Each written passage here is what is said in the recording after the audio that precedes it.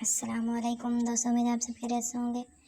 آج ہم پڑھ رہے ہیں تہائی مال کی وصیت کرنے کا بیان۔ اور امام حسن بصری نے کہا، ذمہ کافر کا بھی وصیت تہائی مال سے زیادہ نافذ نہ ہوگی۔ اور اللہ تعالیٰ نے سورہ مائدہ میں فرمایا، جو اللہ نے اتارا اس کے موافق ان کا یعنی کافروں کا فیصلہ کر۔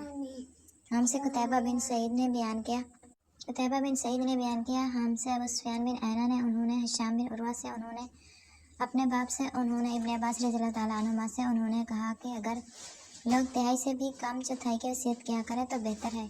حضرت صلی اللہ علیہ وسلم نے فرمایا، تہائی کی وصیت کر اور تہائی بہت ہے، یہ بڑا حصہ ہے۔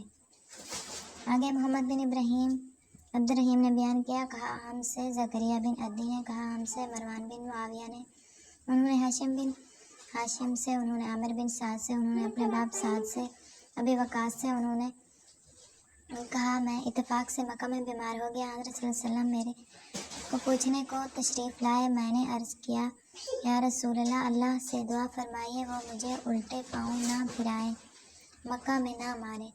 آپ صلی اللہ علیہ وسلم نے فرمایا، شاید اللہ یہ بلا تجھ پر ٹال دے اور تیری وجہ سے لوگوں کو کچھ فائدہ پہنچائے۔ میں نے کہا، میں وصیت کرنا چاہتا ہوں، ایک بیٹی کے سوا اور کوئی مجھ کو اولاد نہیں ہے، میں آدھے مال کی وصیت کروں۔ آپ صلی اللہ علیہ وسلم نے فرمایا، آدھا بہت ہے۔ میں نے کہا، تو تہائی کی کروں؟ آپ صلی اللہ علیہ وسلم نے فرمایا، ہاں تہائی کی کر، اور تہائی بھی بہت بڑا حصہ ہے۔ سعد نے کہا، اس حدیث کے بموجب لوگ تہائی مال کی وصیت کرنے لگے۔ آج کی ہماری یہ ویڈیو یہاں پر ختم ہوتی ہے۔ ویڈیو پسند آئی تو لائک کر دیں، چینل پر نئے تو چینل کو سبسکرائب کر دیں تاکہ اسلام کی تمام ویڈیوز آپ تک پہنچتی رہیں۔ ہم اپنی اگلی ویڈیو کے ساتھ پھر آپ کی خدمت میں حاضر ہوں گے، تب تک کے لیے اللہ حافظ۔